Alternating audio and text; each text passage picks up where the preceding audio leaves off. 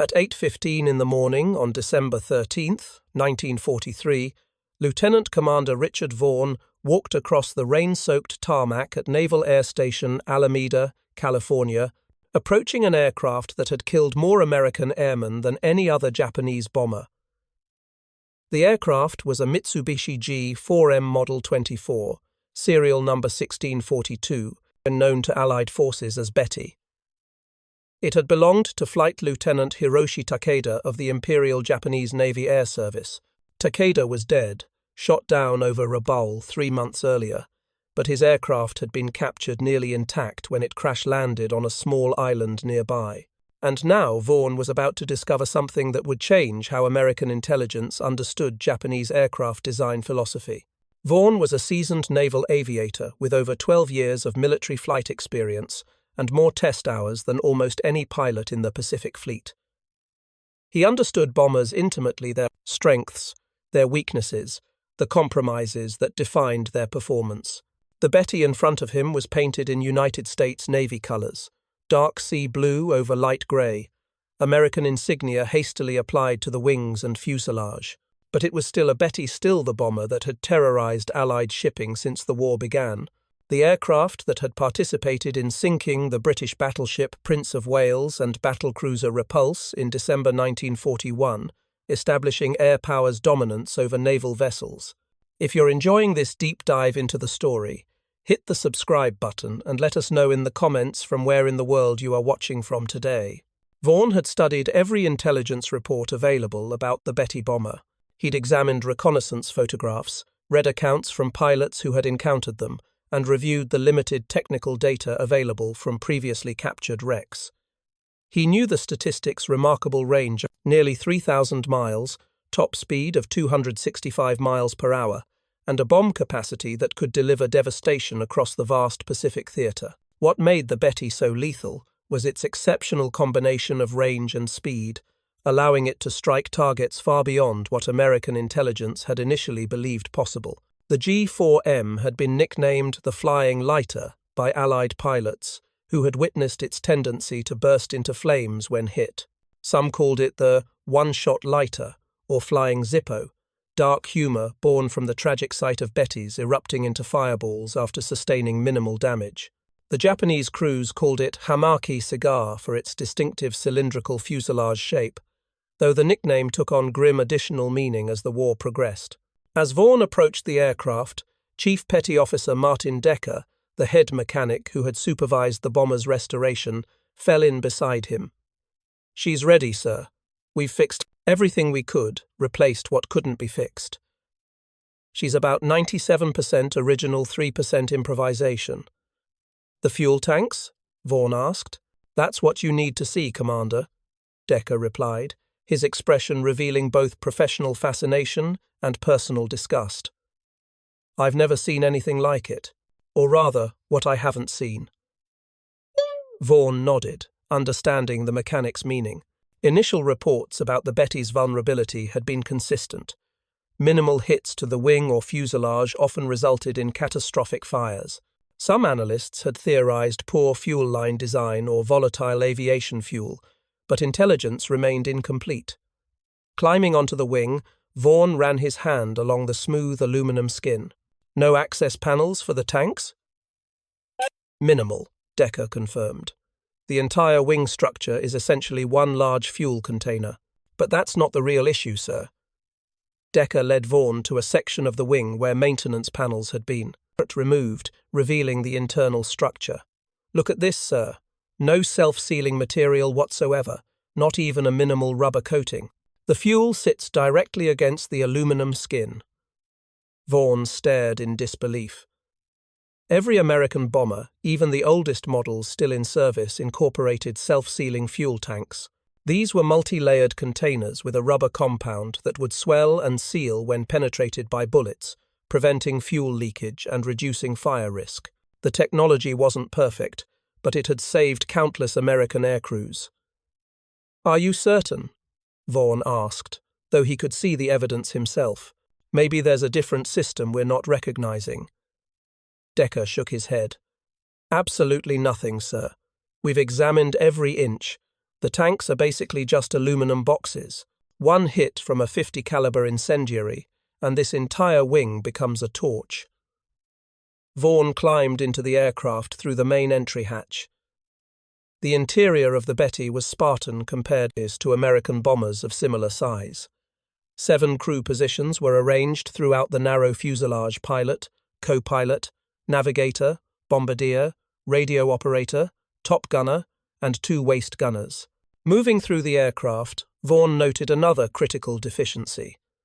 "No armor plating," he muttered, running his hand along the thin skin behind the pilot's seat. American bombers had steel plates protecting crew positions, particularly behind pilots. The Betty had nothing, just the aircraft's skin and frame between the crew and enemy fire. "Not a single piece anywhere on the aircraft," Decker confirmed.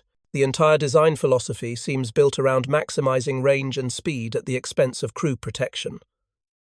Vaughn settled into the pilot's seat and ran his hands over the controls. Despite the aircraft's deadly reputation, he couldn't help but admire the engineering that had gone into creating such a long-range bomber. The controls were well laid out, visibility was excellent, and the entire aircraft felt surprisingly light and responsive for a medium bomber. "What's the empty weight?" he asked. "About 14,800 pounds, Decker replied. "Almost 2,000 pounds lighter than our B-26 Marauder, despite similar dimensions." Vaughn nodded. The weight difference was significant and explained much about the Betty's performance advantages. The Japanese had sacrificed protection for range, a devil's bargain that gave them tactical flexibility, but at a terrible cost in aircrew lives. "I'm going to fly her tomorrow," Vaughn said, still examining the cockpit. "I want to understand how she handles, how she performs. We need to know everything about this aircraft if we're going to defeat it effectively." The next morning dawned clear and calm, perfect flying conditions. Vaughn arrived at the airfield early, reviewing the flight plan one final time. The Betty had been fueled and prepared for a 2-hour test flight over the Pacific. Armed P-47 Thunderbolts would escort the bomber, both for protection and to observe its flight characteristics from the outside. Vaughn completed his pre-flight inspection with meticulous care. The Mitsubishi G4M radial engines, 14 cylinders, nearly 1,600 horsepower each, were foreign to him, but the basic principles remained the same. The ground crew had spent weeks ensuring they were in perfect working order. As he climbed into the pilot's seat, Vaughn felt a strange sense of displacement. He was about to fly an enemy aircraft, one designed to kill Americans, one that had succeeded in that mission hundreds of times. Yet his job now was to understand it, to unlock its secrets, to find its weaknesses. Vaughn started the engines. The 14-cylinder G4M radials came to life with a sound both familiar and alien, similar to American radials, but with a different pitch, a different rhythm. The propellers spun up, and Vaughn checked the instruments. Everything looked normal. He taxied to the runway, feeling the aircraft's responses through the control surfaces. It felt light, almost delicate compared to American medium bombers. As he lined up for takeoff, Vaughn advanced the throttles smoothly. The Betty accelerated quickly, lifting off after a remarkably short ground run. Once airborne, Vaughn began exploring the aircraft's handling characteristics. At cruise speed, the Betty was responsive and stable, a pilot's aircraft despite its size. He executed a series of gentle turns, climbs, and descents, getting a feel for how the bomber moved through the air. "She flies beautifully," he commented to the flight engineer who had joined him for the test. "Light on the controls, predictable responses. I can see why Japanese pilots might love flying it." After reaching 5,000 feet, Vaughn began more aggressive testing. He pushed the aircraft through steeper banks, rapid climbs, and simulated evasive maneuvers. The Betty responded well, though its structural limitations became apparent during high-stress maneuvers. Without armor plating or self-sealing tanks, the Japanese engineers had created an airframe optimized for straight-line performance rather than combat durability. 2 hours later, Vaughn landed the Betty back at Alameda, his mind already formulating the report he would write. The technical data he'd gathered would be invaluable to American fighter pilots facing these bombers across the Pacific. That evening, Vaughn sat at his desk in the base operations building, typing his preliminary findings. His hands still retained muscle memory of the Betty's controls, the way it had responded to his inputs, the sound of those Casey engines at different power settings. The G4M Betty bomber represents a fundamentally different design philosophy than American aircraft of similar role, he wrote. Where American designers prioritize crew protection and combat survivability, the Japanese have created an aircraft optimized for range and speed at the expense of durability. He detailed the lack of armor protection and self-sealing fuel tanks, explaining how these decisions had created both the Betty's strengths and its catastrophic weakness. The aircraft's exceptional range, over 3,000 miles with a standard bomb load, gives it strategic capabilities that exceed most American bombers. However, this advantage comes at a terrible cost in vulnerability. Vaughn continued his analysis. The G4M can be destroyed with minimal concentrated fire. A single 50 caliber incendiary round penetrating the wing will almost certainly cause catastrophic fuel fires. The lack of crew armor means that standard machine gun fire can easily incapacitate or kill crew members, including pilots. He recommended specific tactics for American fighter pilots. Priority should be given to attacking the Betty's wings, particularly the area between the engines and fuselage where the largest fuel tanks are located. Concentrated fire in this region will almost certainly result in fuel fires that cannot be extinguished. Secondary targets should include the unarmored cockpit area. For the next 3 weeks, Vaughn continued testing the Betty, flying 17 more missions of increasing complexity. Each flight confirmed his initial impressions and added new details to the growing body of intelligence. He tested the aircraft at different altitudes, with varying load configurations, and in simulated combat scenarios against American fighters. His final report, completed on January 7, 1944, ran to over 60 pages of detailed analysis. It was immediately classified as secret and distributed to fighter units across the Pacific Theater. Within days, pilots from Guadalcanal to the Aleutians were receiving briefings based on Vaughn's findings. Marine Captain James Sullivan was one of the first pilots to apply the new intelligence in combat. Flying an F-4U Corsair with VMF 214 over Rabaul in February 1944, Sullivan encountered a formation of 12 Bettys, escorted by 6 Zeros. "We came in from above and behind," Sullivan later reported. "I remembered the briefing about targeting the wing routes, where the main fuel tanks were located. My first burst hit exactly there, and the results were just as described: immediate flames, then structural failure. The Betty didn't just catch fire, it practically disintegrated." Over the following months, American fighter pilots refined their tactics against Betty bombers based on Vaughn's intelligence.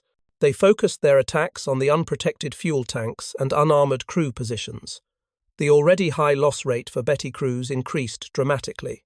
By mid-1944, the Japanese had begun modifying their G4Ms, adding limited armor protection and external rubber sheeting to the underside of the wing fuel tanks. But these modifications came too late and were too limited to address the fundamental vulnerability of the design. The added weight also reduced the Betty's range and speed, the very advantages for which crew protection had been sacrificed in the first place. Lieutenant Toshiro Hayashi was a Betty pilot with the 23rd Kokutai, operating from Rabaul in early 1944. A veteran with over 30 combat missions, Hayashi had survived longer than most Betty pilots.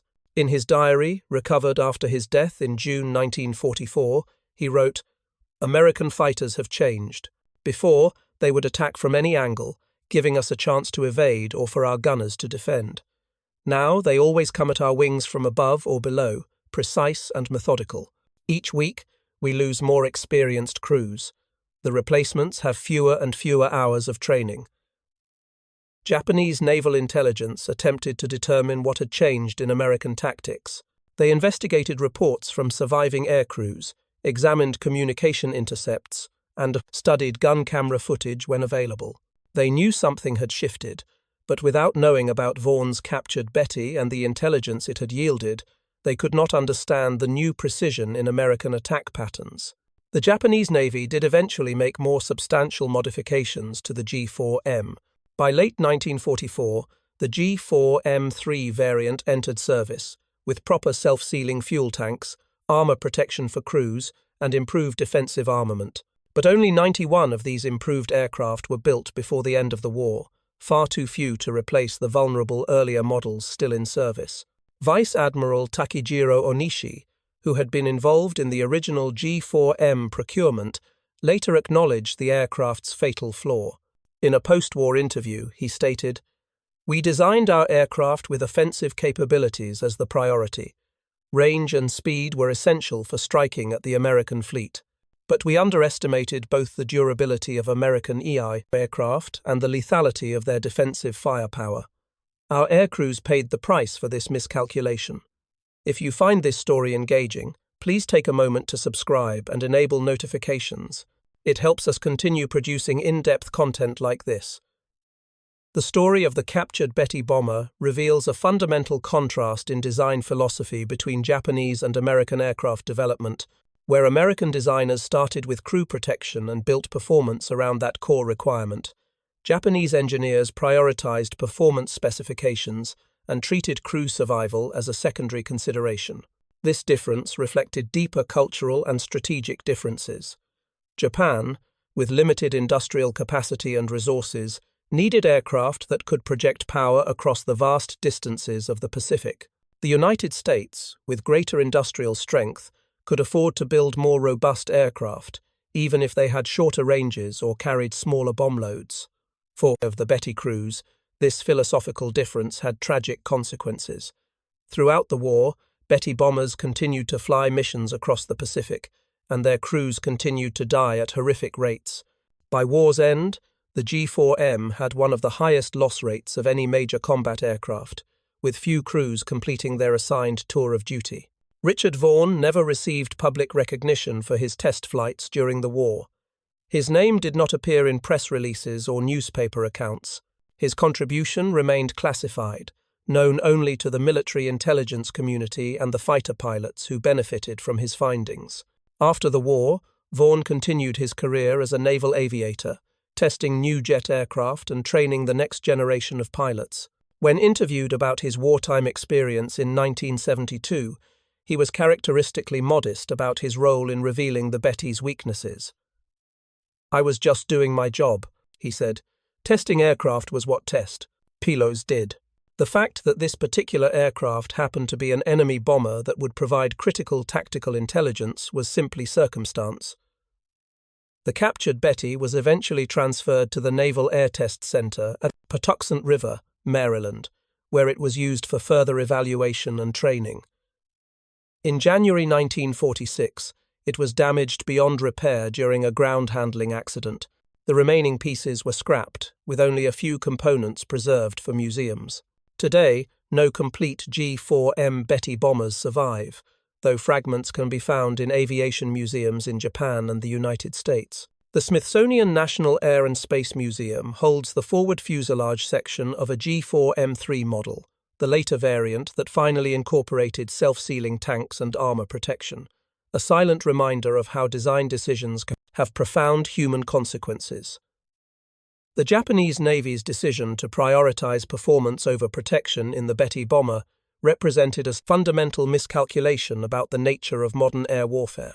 In the pre-war period, when the G4M was designed, the emphasis on long range and high speed made strategic sense for a nation that needed to project power across vast oceanic distances. But as the war progressed and the lethality of fighter aircraft increased, this decision became increasingly costly. American aircraft designers had reached different conclusions, emphasizing survivability even at the cost of performance. The B-17 Flying Fortress, though slower and with less range than the Betty, could absorb tremendous damage and still return home. The rugged construction and extensive armor of American bombers meant that crews often survived encounters that would have been fatal in Japanese aircraft.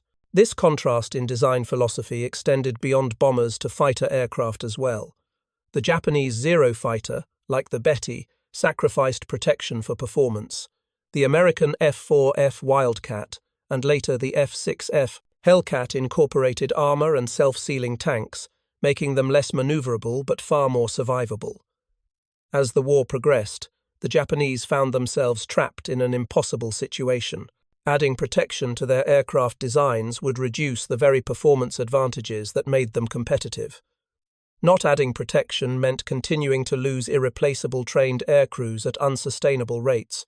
By the time improved variants like the G4M3 entered service, Japan's position had deteriorated beyond recovery. The story of the captured Betty bomber illustrates a broader truth about warfare. Understanding your enemy's strengths and weaknesses is just as important as having superior technology. Vaughn's test flights didn't change the design of American aircraft or weapons. They changed how American pilots fought, targeting specific vulnerabilities with precise tactics. This knowledge spread throughout the Pacific theater, from pilot to pilot, squadron to squadron. It changed training. It changed combat tactics. It changed outcomes. The Betty bomber itself remained the same aircraft with the same capabilities and the same fatal flaws. What changed was the American understanding of how to defeat it effectively.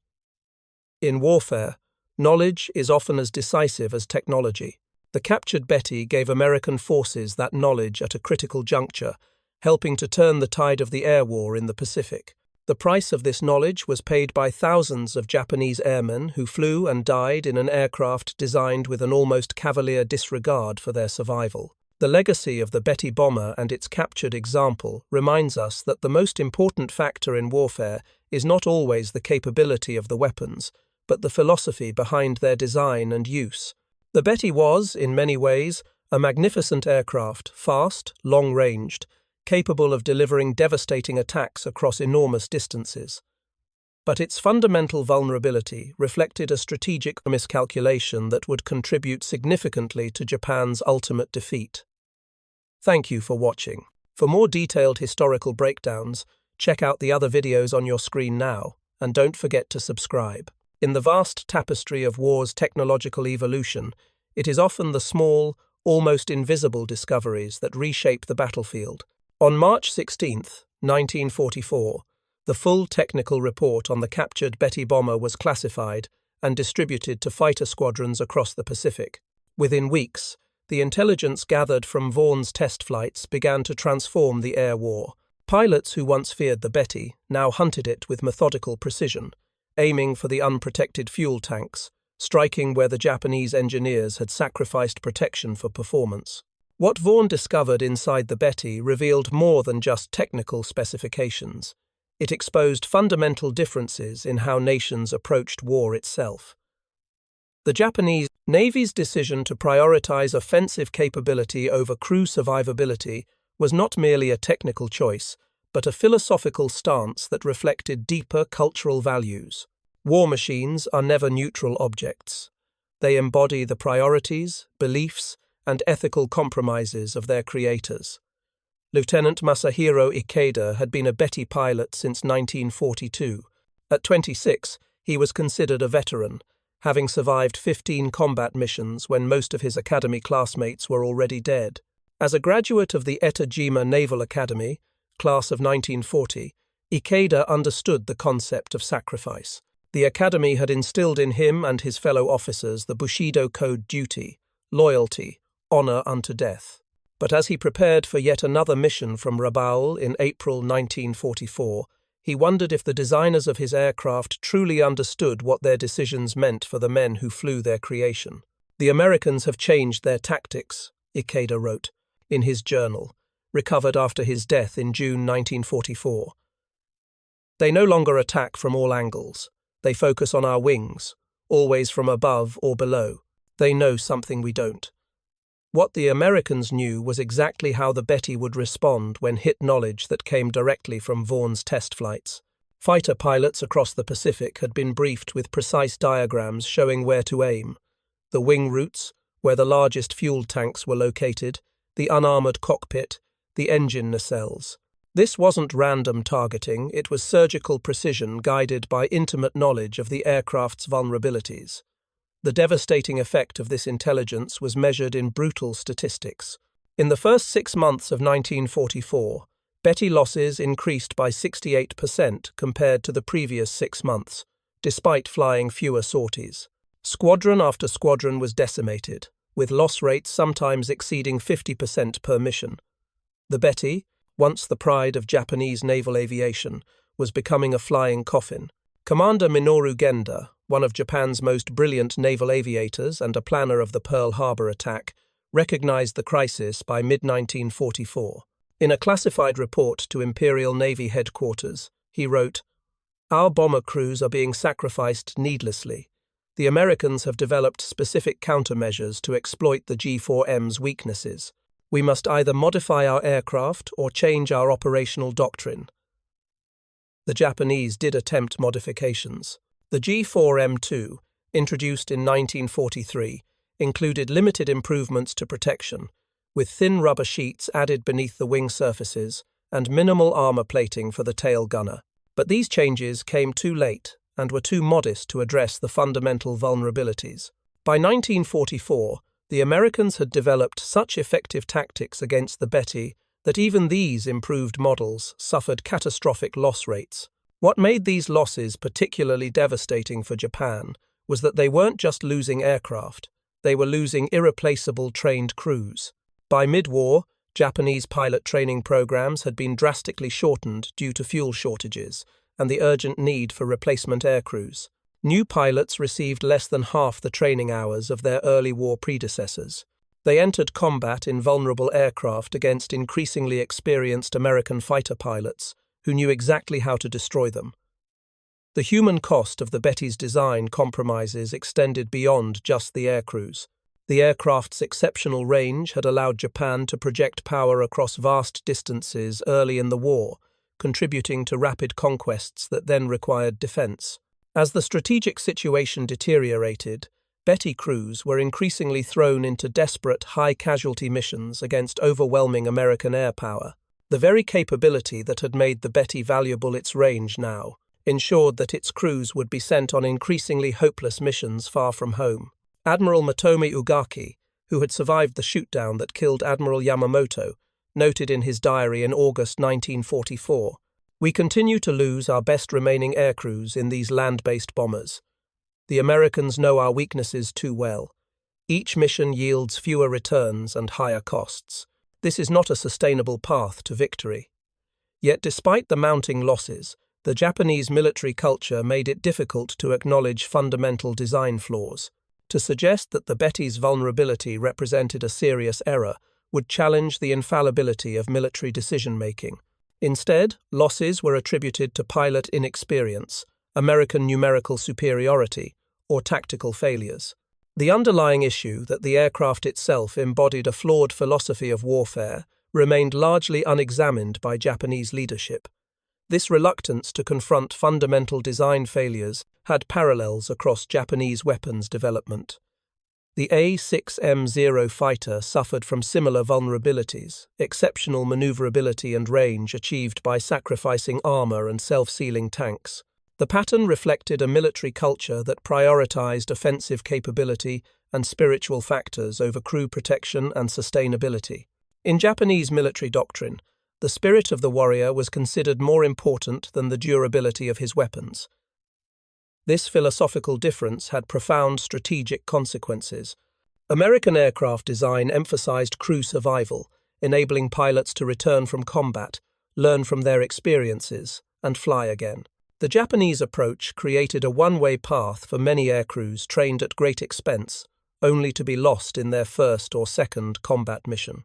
As the war progressed, this difference in sustainability became increasingly decisive. By early 1945, the Betty was being pressed into service for increasing desperate missions. Perhaps most notorious was its use as the carrier for the MXY-7 Oka suicide bomb, essentially a manned rocket-powered missile. The Oka, nicknamed Baka, fool by the Americans, represented the ultimate expression of sacrifice over sustainability, a one-way weapon that consumed both the pilot and the aircraft. The first Betty Oka mission in March 1945 demonstrated how thoroughly the Americans had mastered anti-Betty tactics.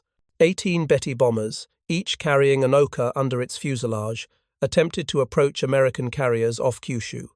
Despite an escort of 30 Zeros, American Hellcats intercepted the formation.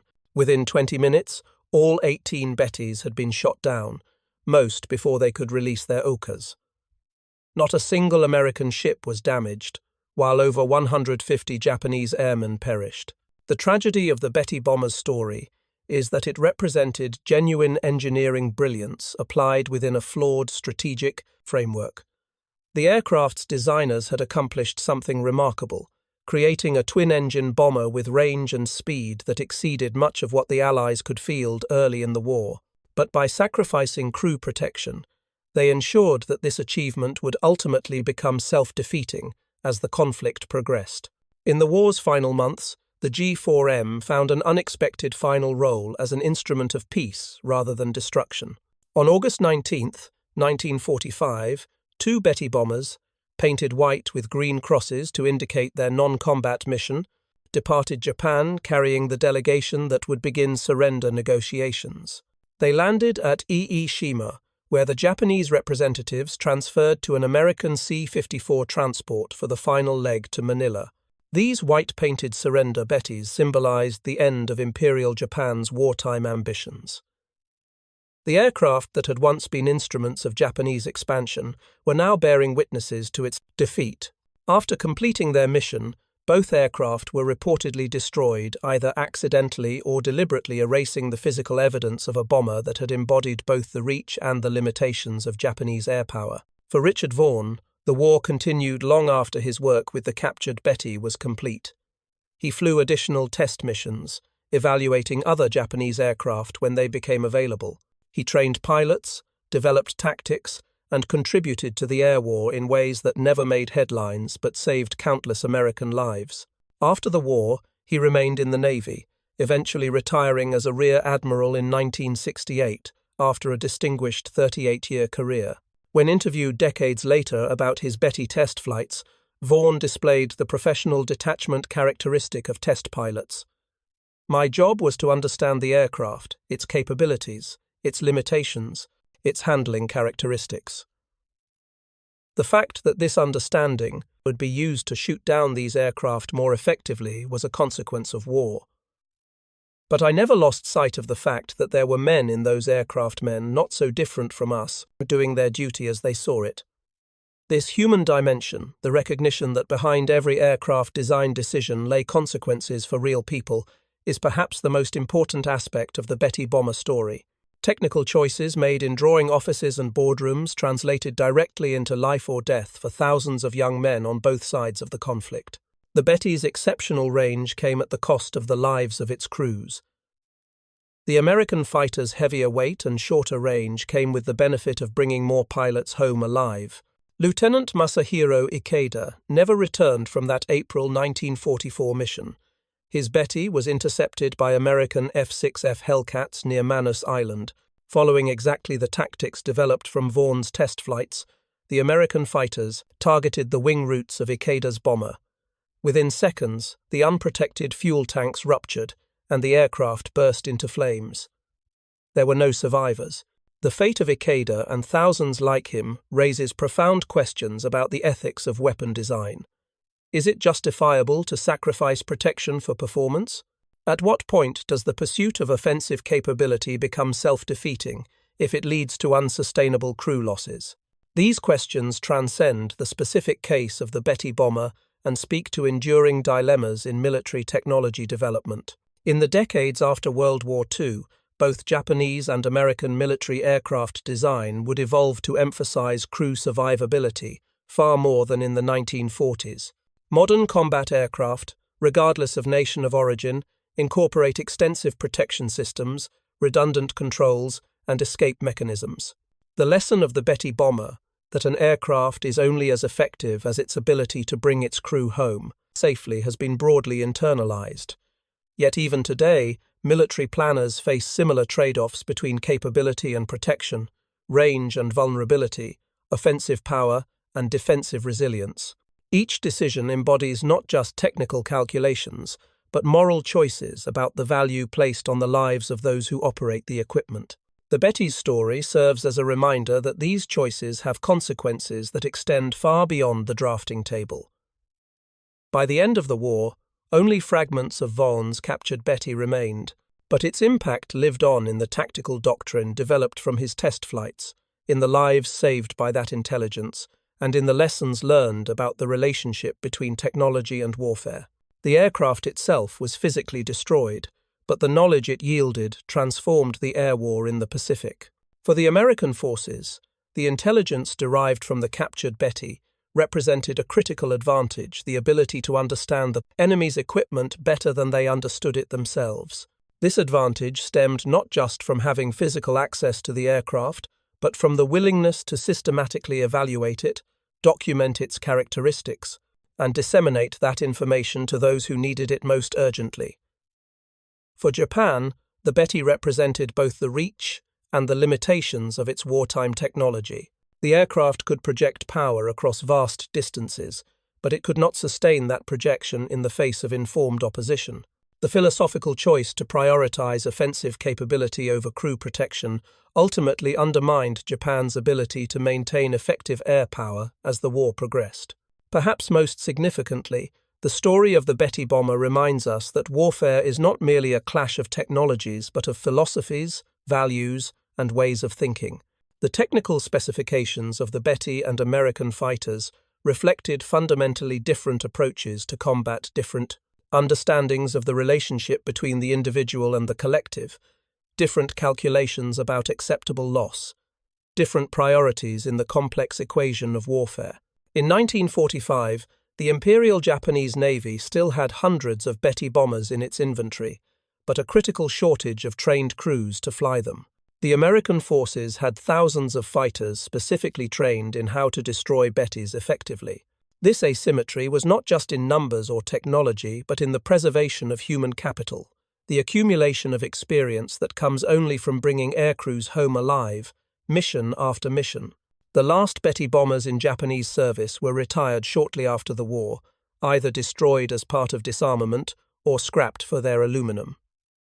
Today, no complete G4M remains anywhere in the world. The aircraft that once ranged across the Pacific exists only in fragments, museum pieces, and a few wrecks slowly disintegrating on isolated islands. But the lessons of the Betty bomber endure. They speak to the importance of balanced design in military equipment, the critical value of intelligence in warfare, and the human consequences of technical decisions. They remind us that behind every statistic in a war's accounting lie individual lives like those of Richard Vaughn and Masahiro Ikeda, shaped by larger forces, yet making their own choices within the constraints of duty and circumstance. In the final analysis, the story of the Betty bomber is not just about an aircraft, or even about the war in which it fought. It is about how societies translate their values, priorities, and understanding of the world into the tools they create, and how those tools, in turn, shape the choices available to them. The Betty, with its exceptional range and fatal vulnerability, embodied Japan's approach to warfare: bold, far-reaching, offensively minded, and ultimately unsustainable. The captured Betty that Vaughn flew revealed these truths not through propaganda or rhetoric, but through the objective reality of engineering choices and their consequences. In doing so, it helped hasten the end of a conflict that had already claimed too many lives on all sides. And perhaps that is the most important legacy of that rain-soaked morning at Alameda, when a test pilot climbed into an enemy bomber to discover what made it vulnerable. Thank you for watching. For more detailed historical breakdowns, check out the other videos on your screen now, and don't forget to subscribe.